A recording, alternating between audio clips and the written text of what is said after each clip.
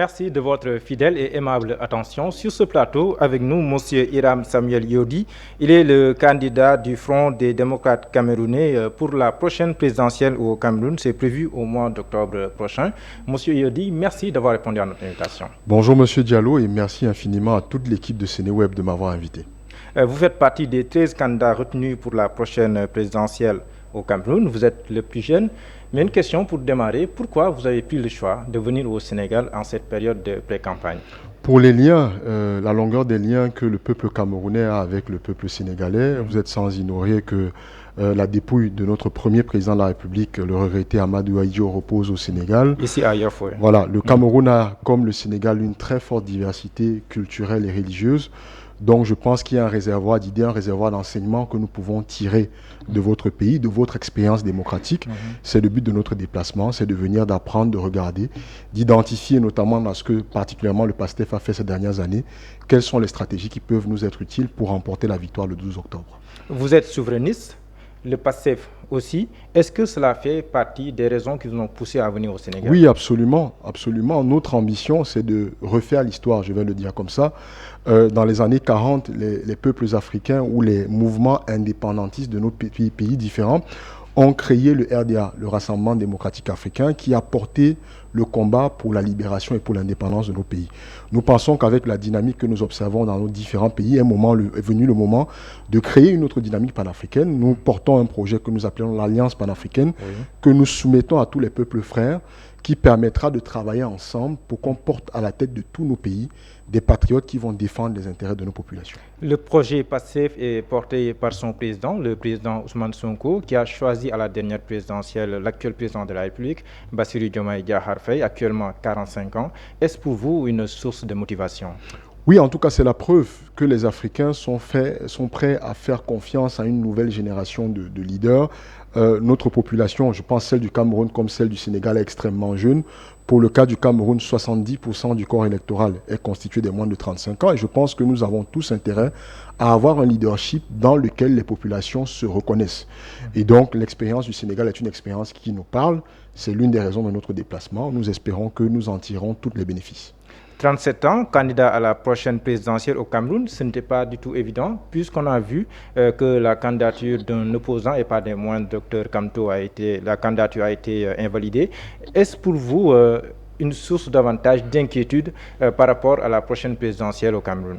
Nous sommes conscients que le jeu électoral au Cameroun n'est pas sain, il n'est pas transparent. Nous avons un système électoral qui a été taillé à la mesure d'un seul homme et qui a pour but de travailler à maintenir Paul Biya à la tête de l'État. Mais je dis souvent qu'impossible n'est pas camerounais. Les Camerounais, c'est la terre des indomptables. Quand nous le voulons, nous le pouvons. Et je pense que les nouvelles générations de Camerounais veulent autre chose. Malgré donc l'arbitre qui est en faveur de l'adversaire, nous devons nous mobiliser, nous lever comme un seul homme pour aller chercher cette victoire. Et je suis confiant en notre capacité à y parvenir. 92 ans, 43 ans au pouvoir.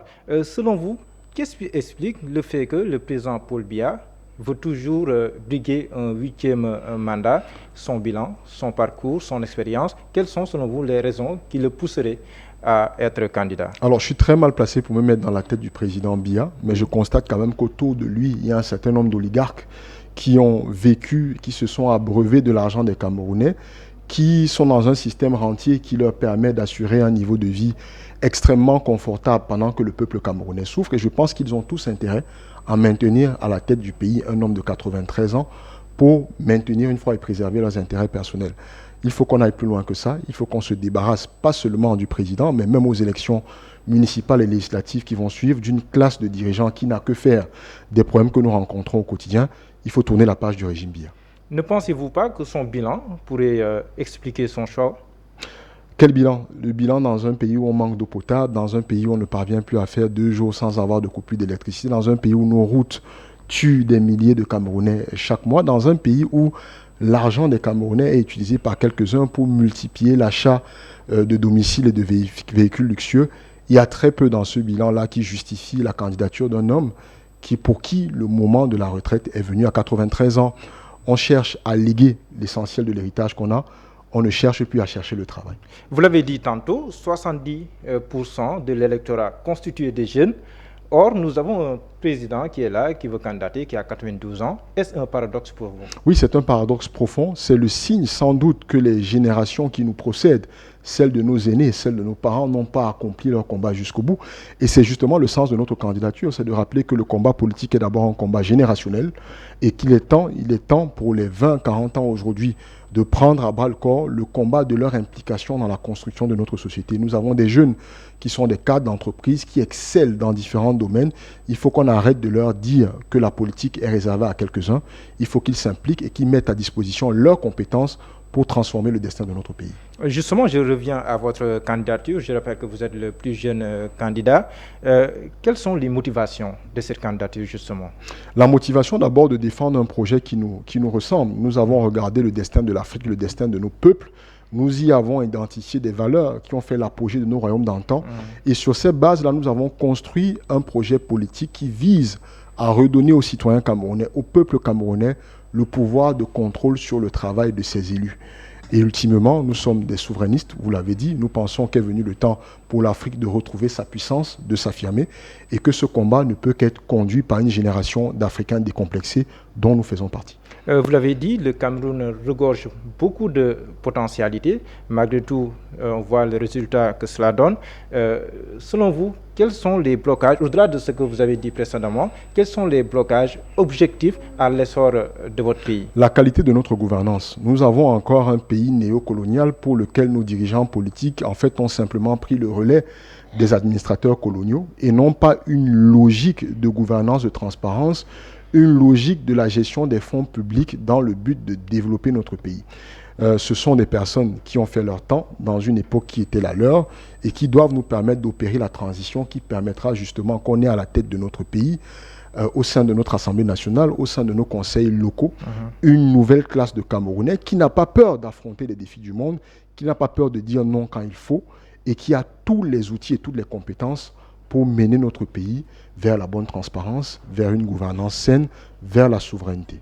Pensez-vous avoir tous les atouts nécessaires pour pouvoir inverser la tendance au Cameroun? Oui, je suis confiant dans le projet que je porte, je suis confiant dans l'équipe qui m'accompagne depuis de nombreuses années et je suis confiant dans mes compétences. Parmi les 12 candidats définitifs qui ont été retenus, je suis l'un des seuls à avoir un profil de manager. Ça fait 15 ans que je conseille les États, les organisations publiques, les entreprises principalement dans les secteurs du pétrole et de l'industrie. Donc, je sais manager des hommes, je sais gérer des organisations en situation de crise et je pense que le Cameroun a plus que jamais besoin d'un profil comme le mien. Vous êtes souverainiste. Est-ce que votre perception du souverainisme est synonyme de rupture avec vos partenaires traditionnels, vos partenaires techniques et financiers traditionnels? Non, je pense que le souverainisme, c'est d'abord la préservation des intérêts des siens. Et donc, nous, ce que nous défendons, c'est la préservation des intérêts du peuple camerounais et des peuples africains. Si cela passe par la continuité d'une certaine relation avec nos partenaires traditionnels, mais une relation qui doit être définie dans le sens d'un partenariat gagnant-gagnant, nous ne nous y opposerons pas, mais nous pensons aujourd'hui que la priorité doit être donnée à un partenariat avec les pays du Sud global qui ont la même expérience que nous, qui ont traversé les mêmes contraintes que nous, qui peuvent mieux comprendre les défis que nous devons affronter et qui surtout seront moins enclins à s'immiscer, à s'impliquer dans la gestion de nos affaires internes. Un partenariat intra-africain. Intra-africain avec les pays de l'Amérique du Sud, avec l'Inde, la Chine, la Russie, avec, comme je dis, des pays qui ont une nouvelle ouverture sur le monde, qui nous considèrent effectivement comme des partenaires avec qui peuvent transacter de manière objective et qui ne vont pas nous empêcher de préserver la souveraineté de nos États. Mais ce choix n'est pas sans difficulté, parce que c'est un peu la tendance en Afrique, mais on remarque parfois des difficultés. Êtes-vous prêt à surmonter ces difficultés qui pourraient éventuellement se dresser devant vous? Il nous faut du courage comme de nombreux pays africains, comme le nouveau leadership que le président et le Premier ministre sénégalais essayent d'incarner. Je pense que nous savons ce dans quoi nous nous lançons et je vous l'ai dit, nous avons une génération aujourd'hui, principalement dans mon équipe de campagne, mais globalement représentée dans la société civile camerounaise, de jeunes qui ont fait leurs études à l'étranger, qui ont affronté ceux d'ailleurs, qui ont parfois été les premiers et les majors de leur promotion, qui n'ont donc rien à envier et aucun complexe à avoir. Ça demandera du courage, ça demandera de l'énergie, ça demandera de la conviction. Mais moi, je suis confiant qu'avec le discours que nous portons, nous allons pouvoir créer le déclic qui permettra que le peuple camerounais se lève comme un seul homme pour aller chercher sa souveraineté. Au vu des résultats des précédentes élections au Cameroun, pensez-vous que ce discours est en train de percer les masses à même, in fine, de pouvoir inverser la tendance au Cameroun, puisque le président Paul Biya est toujours président et il part favori selon certains observateurs? Je pense que nous avons une répartition singulière de l'électorat camerounais en 2025 qui n'est peut-être pas arrivée depuis 30 à 40 ans. 70% de ceux qui vont aller aux urnes vont voter pratiquement pour la première fois, sont âgés entre 20 et 35 ans, représentent un nouvel idéal pour le Cameroun et l'Afrique. Ils se reconnaissent en nous, ils se reconnaissent dans les nouveaux acteurs politiques et je pense que malgré les difficultés et les contraintes du système électoral, ils sauront faire front pour défendre leur avenir parce que ce qui se joue en 2025, c'est l'avenir du peuple camerounais. Globalement, vous mettez en exergue 12 clés pour libérer le Cameroun. Est-ce que vous pouvez revenir sur les points phares de cette proposition? Comme je l'ai dit, les points phares, c'est véritablement de redonner au peuple camerounais sa souveraineté. Et l'une des principales choses que nous devons mettre en place, c'est un État qui nous ressemble et qui nous rassemble, c'est-à-dire un État qui aura été défini et structuré par les Camerounais. Nous entendons, dès notre élection à la tête de l'État en octobre 2025, démarrer des consultations pendant une année qui doivent aboutir sur un projet de constitution élaboré et défini par les Camerounais. Et cette démarche de concertation, cette démarche de dialogue, nous allons la mener dans tous les domaines, particulièrement dans le champ économique, où nous entendons interdire l'exportation de nos matières premières à l'état brut pour qu'elles permettent de densifier notre tissu industriel et d'employer les milieux. Donc la transformation, elle se fera localement. Elle doit se faire localement pour employer les milliers de Camerounais qui sortent diplômés de nos universités et de nos grandes écoles. Au-delà de ça, il y a la lutte contre la corruption, les inégalités sociales et d'autres maux qui gangrènent la société. Avez-vous des propositions par rapport à ces phénomènes? Oui, très spécifiquement, nous allons mettre en place une task force spéciale de lutte contre la corruption au Cameroun qui aura la particularité d'être dotée des pouvoirs de poursuite d'enquête, mais également des pouvoirs de récupération des fonds. Parce que les dernières années, le président de la République a procédé à l'embastillement d'un certain nombre de ses collaborateurs, mais les fonds qui ont été détournés ne sont pas revenus dans la caisse de l'État. Et nous comptons y participer en plus d'une réduction drastique du train de vie de l'État camerounais. Nous comptons réduire la taille du gouvernement de 63 à 20 membres, 30 millions d'habitants, avec un gouvernement de 63 membres, dont nous entendons mettre en place un certain nombre de mesures qui nous permettent de réduire les charges de fonctionnement et donc de réorienter ces ressources-là vers les infrastructures sociales de base. Je parle principalement de l'éducation, de la santé, des routes, mais aussi des infrastructures de production et de distribution de l'énergie. Au plan démocratique, quelles sont vos priorités? Une gouvernance saine et transparente, la limitation du nombre de mandats présidentiels à deux mandats, c'est illimité. C'est le président Biya. Le mandat, il est de 7 ans. Il est de 7 ans. On a fait sauter le verrou depuis 2008.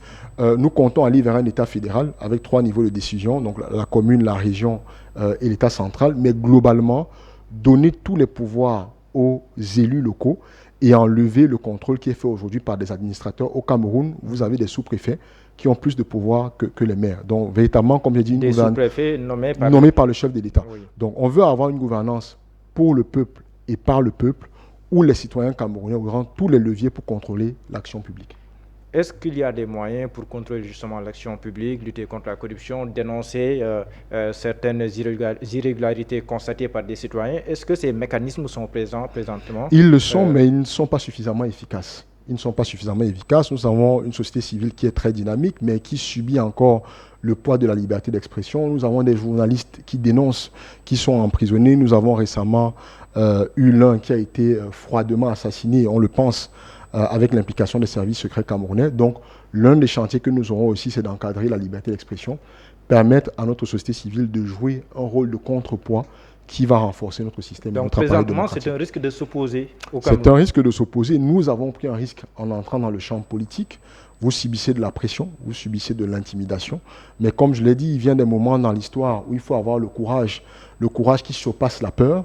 Et c'est le moment de, comme à l'époque de ceux qui se sont battus pour notre indépendance, qui eux aussi étaient majoritairement âgés entre 20 à 40 ans, c'est le moment de reprendre la force de notre destin. On va clore cet entretien par votre visite ici au Sénégal. Qu'attendez-vous à l'issue de vos rencontres, d'une part avec les responsables du parti PASTEF et de l'autre avec la communauté camerounaise ici au Sénégal? Nous venons déjà pour nous abreuver à comme j'ai dit, la longue histoire démocratique du Sénégal qui nous sert de modèle ou qui devrait nous servir de modèle à comment est-ce que votre pays a su gérer la profonde diversité culturelle.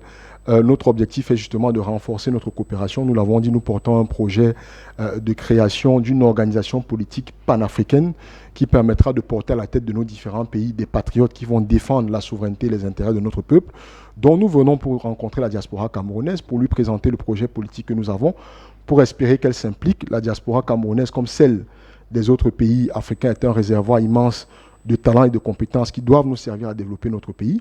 Et nous espérons, au-delà du PASTEF, nous continuons de rencontrer des intellectuels issus de tous les corps idéologiques de votre pays. Donc nous espérons que ce que vous avez pu réaliser dans les dernières années servira également d'inspiration, non seulement pour la dynamique que nous essayons de construire pour la victoire de l'élection présidentielle, mais également pour le modèle de gouvernance que nous allons mettre en œuvre une fois que nous aurons été élus. Quel est votre mot de la fin? Notre mot de la fin, c'est déjà de remercier le peuple sénégalais pour son accueil. Nous avons été très bien pris en charge chaleureusement depuis que nous sommes là. Nous espérons que nous saurons mieux consolider nos relations culturelles, nos relations économiques dans les prochaines années. Et à toute la jeunesse africaine, je crois qu'il est venu le temps de construire une Afrique puissante qui va reprendre son rôle de lumière du monde. Merci beaucoup. Merci beaucoup, M. Hiram Samuel Yodi. Je rappelle que vous êtes le candidat du Front des démocrates camerounais pour la prochaine présidentielle prévue au mois d'octobre prochain au Cameroun. C'était pour nous un plaisir de vous recevoir sur ce plateau de Sénéweb. C'était également un plaisir de vous faire face. Merci de nous avoir suivis. Restez en compagnie de nos programmes. Merci.